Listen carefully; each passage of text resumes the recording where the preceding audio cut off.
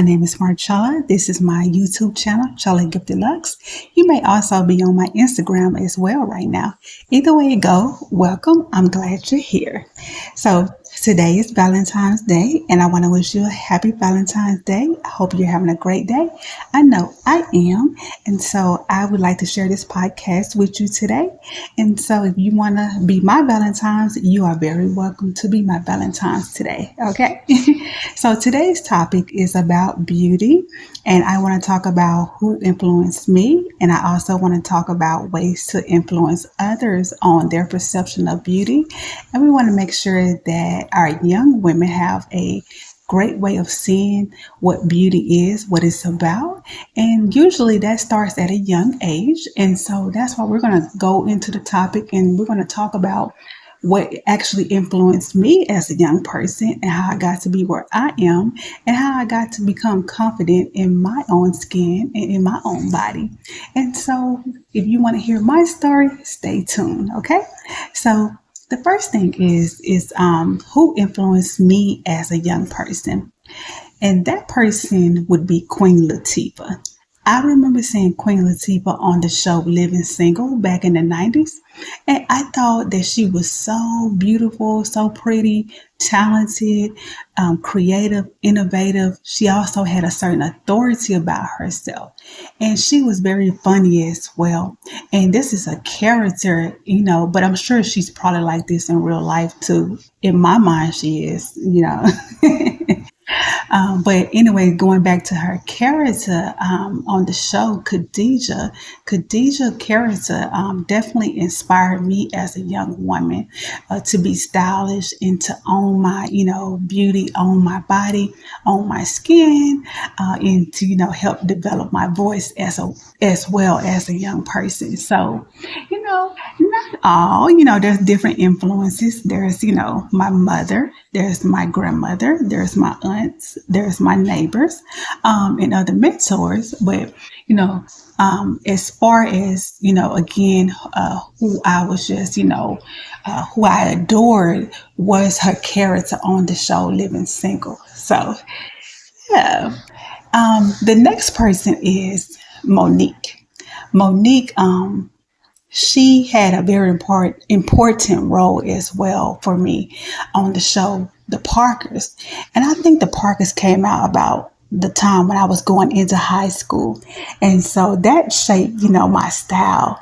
Oh, I was so fly in high school, y'all. I loved fashion when I was in high school. Oh, I couldn't wait to shop on the weekend. That's what I would do. I would shop on the weekend. I would go out, hang out with friends. But I could not wait to get back to school on Monday to be fly. That was my motivation, honey. And I would think about it. I'd be like, okay, I'm going to wear this. I'm going to put these shoes with that. I'm going to wear my hair like this. And I stayed, with my hair done. You know what I'm saying? And so I had a stylist, and so she was a friend to our family. And she would do my hair, she would do my mom's hair, and she even started doing some of my associates, hair, because they would always see my hair and be like, who did your hair? Who did your hair? And so she started doing their hair as well. And I would wear all of these, creative hairstyles, all these different ponytails, the twists, the braids, hair slick this way, slick that way. I think sometimes my hairstyle had 3 hairstyles within it. Because that was the 90s, the bigger, the better. So, yeah, the 90s and the 2000s. Yeah. And so that was the style back then. But anyways, going back to Monique, that's the way Monique character was on the show The Parkers, is that she always had these, trendy styles. She was fashionable, and everything. So that helped shape, my love for it. And when I say love for it, like just having that passion towards fashion at that point. And for me, fashion was, clothes, and it was also hair. And I remember even that she was, her style was so, innovative, is that we would go to our stylist and say, hey, give me that, give me the ponytail that Monique had. Give me the braids that she had, give me the slick down that she had. Whatever that she was doing, we were trying to be on it. So, the stylist even knew what we were talking about. So that's how iconic she was at that time. So I'm going to give her flowers as well today. So yay, Monique. The next person I want to talk about is Tracy Ellis Ross. And Tracy inspired me through the show Girlfriends. In the show Girlfriends, her character was known as Joan. And Joan, was so stylish, eclectic. She took risk. She was sophisticated. She expressed herself in her own way, unique way. And so I love that about her. I also like Tracy in real life as well because her eyes are expressive, her hair is big and pretty. And so I just thought, that was so cool. And because I have, expressive eyes as well, people tell me that I could tell a story through my eyes, and I still can and still will. And they're big and they're pretty. And I think her eyes are big and pretty as well.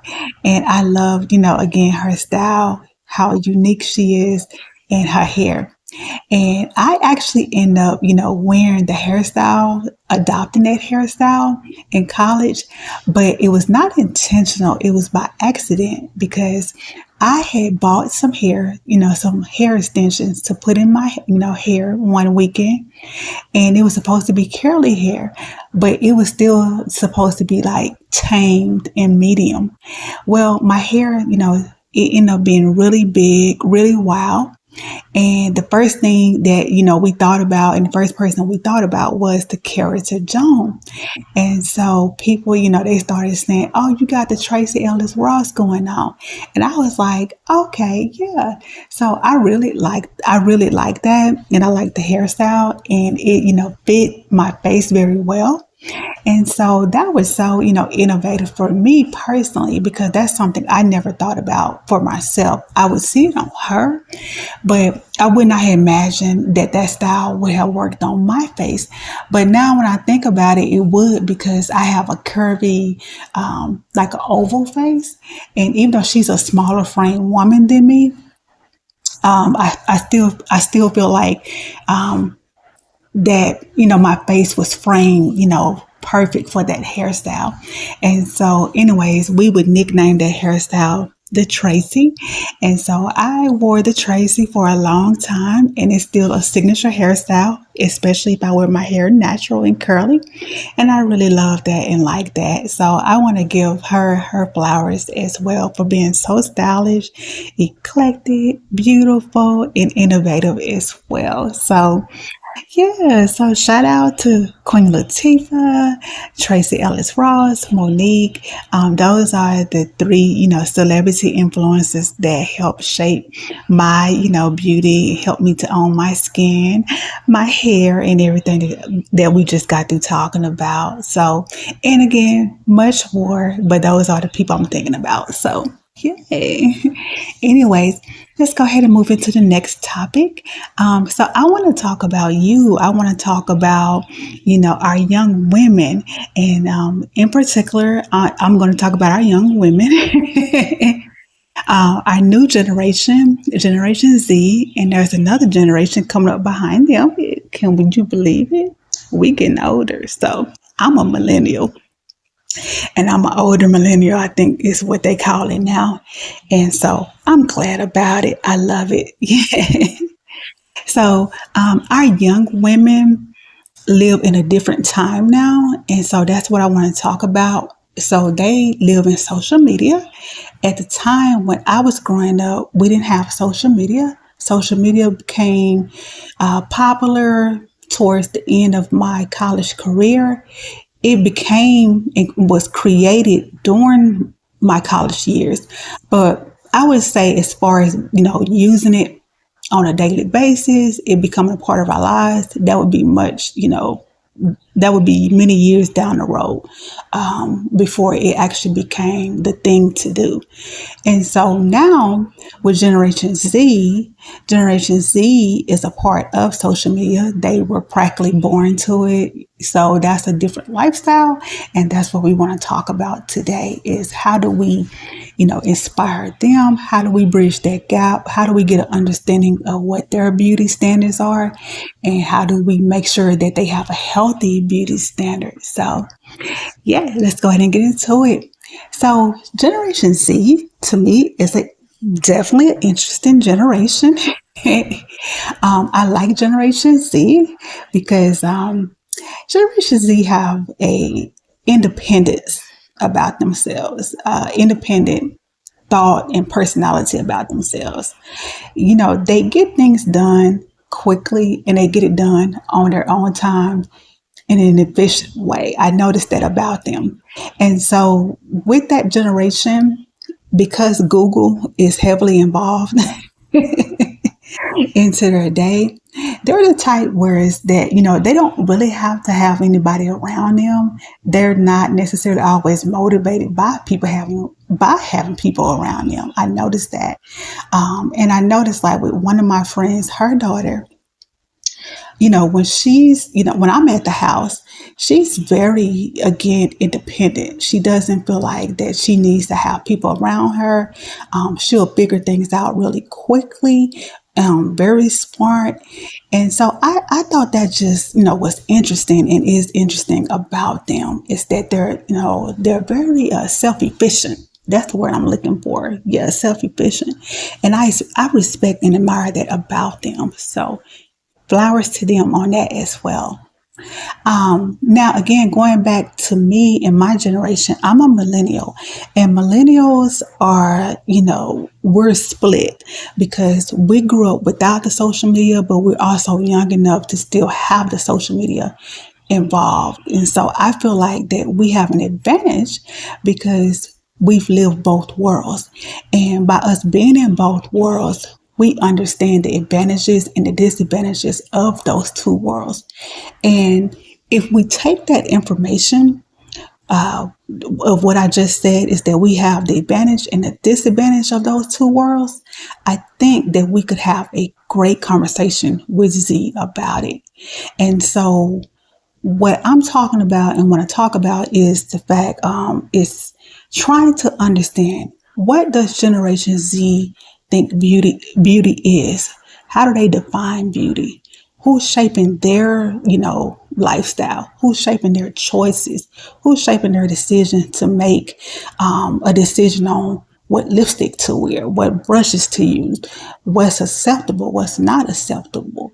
And the reason why that's important is because they live according to a different beauty standard. And because they're living according to a different beauty standard, we have to be very careful on saying, hey, that doesn't matter, or girl, don't worry about this, or, that's just something that y'all are doing. Well, yeah, it's something that they're doing, and therefore they're probably going to think that it's important. They're probably are going to want to live up to it. They want to fit in on it, just as we would have. We had our standards as well.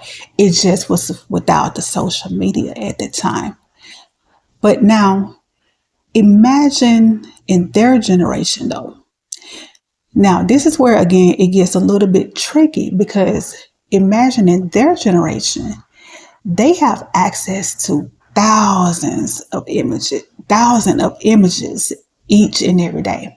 They have access to celebrities in a way that we did not. What we had was, scheduled program TV. Now, imagine them accessing celebrities on their daily day and getting a celebrity in their natural their natural feed, their natural habitat. Like the celebrity is showing you, what it's like to wake up with them at 7 a.m. The celebrity is showing them what it's like to go to bed at night with them. All these extra details that only we would, imagine in our minds, like, y'all remember that? Like we imagined, what Beyonce was doing. We imagined what Oprah was like, and we imagined again what other celebrities were like, but we have no idea and didn't have any idea at that time. The closest thing that we had as millennials to figuring out about celebrities, personalities, and about them was magazines. And those magazines, were very critical, and we would have a subscription. You needed a subscription. I had a subscription to the magazine 17.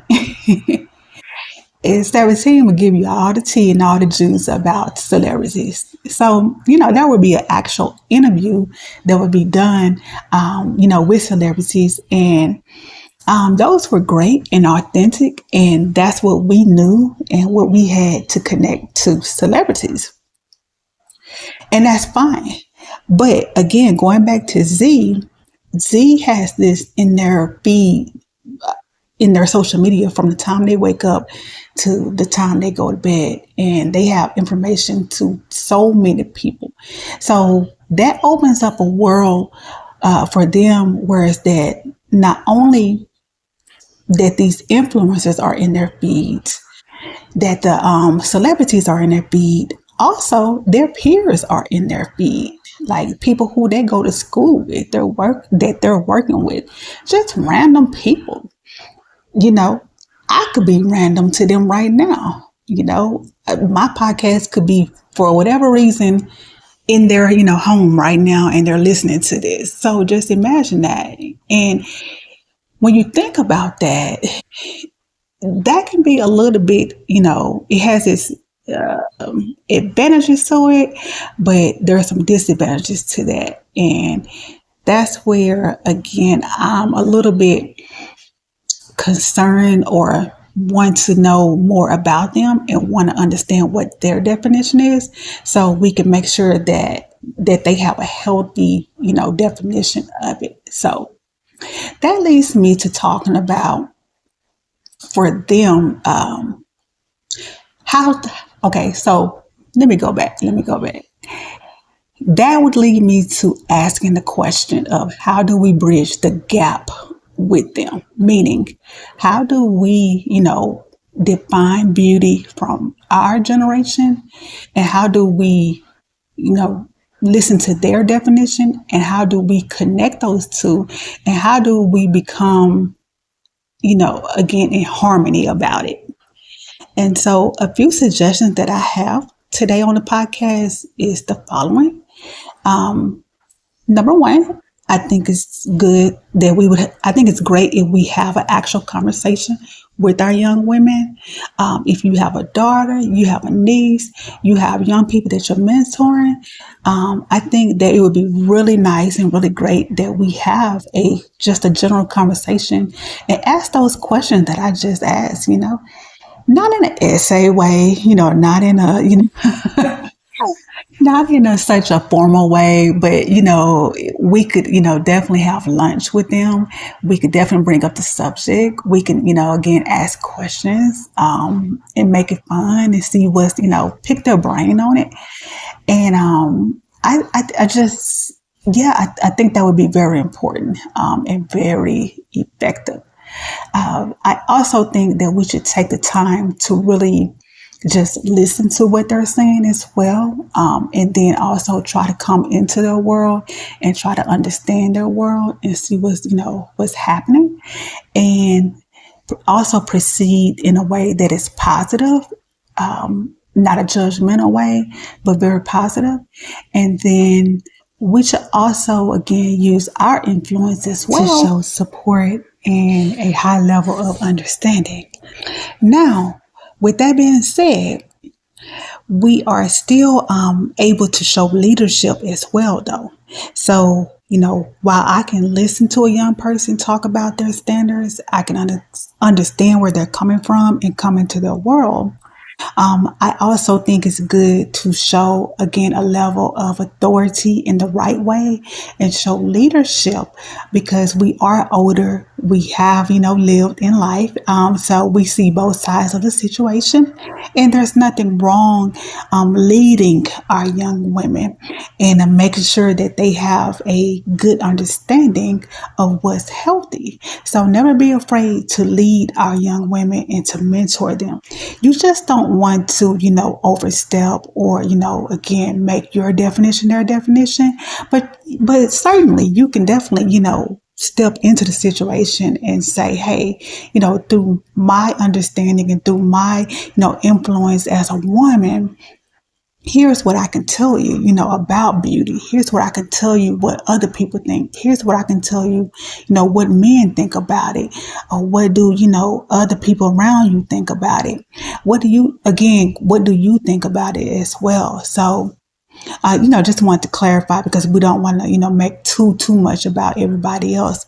But either way it goes, never be afraid to show leadership towards our women, young women. And I think actually that if we, step into the situation the right way, if we start, having lunch with them, having these conversations with them, just, be there for them, then, we can definitely create a good standard and have a good understanding that will live on. And then they'll be able to tell people that's coming up under them, a good definition of it. And so that definition, of course, is going to look different always. We never want to have one definition of it. So let me not, lead you on to that. But when I say a good definition, it's just making sure that your daughter understands who she is. She loves herself. She has good confidence, and she's ready to face the world, and she's ready to show the world who she is.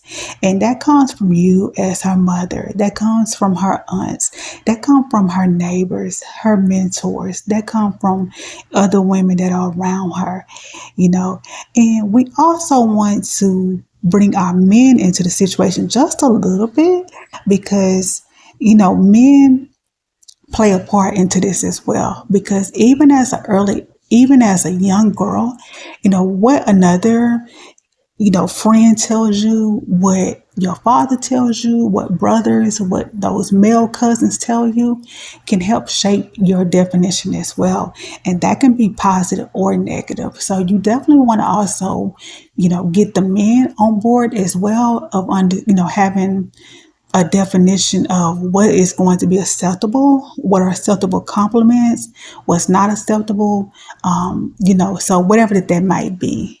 So those are a few tips and things and strategies we want to, definitely think about as well.